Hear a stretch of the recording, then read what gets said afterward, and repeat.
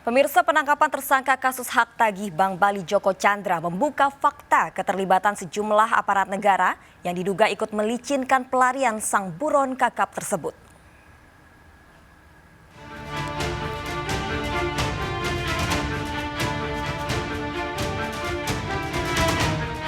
Penangkapan tersangka kasus hak tagih Bank Bali Joko Chandra membuka fakta keterlibatan sejumlah aparat negara yang diduga ikut melicinkan pelarian sang buron kakap tersebut.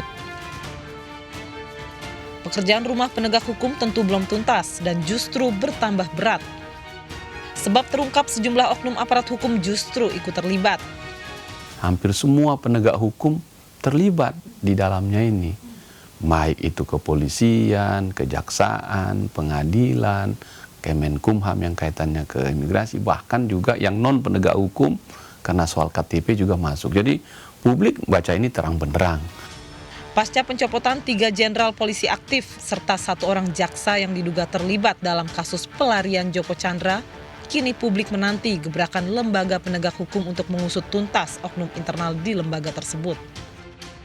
Jadi kalau sistemnya seperti sekarang, sporadis, parsial, ya, itu nggak akan tuntas. Jadi cenderung masing-masing institusi menyelamatkan pimpinan-pimpinannya, gitu. Nah, kenapa kita berharap kalau ini diperiksa oleh satu tim khusus yang dipimpin Pak Mahfud misalnya, atau diperiksa KPK, ini bisa ke atas, Kabar Reskrim juga bisa diperiksa.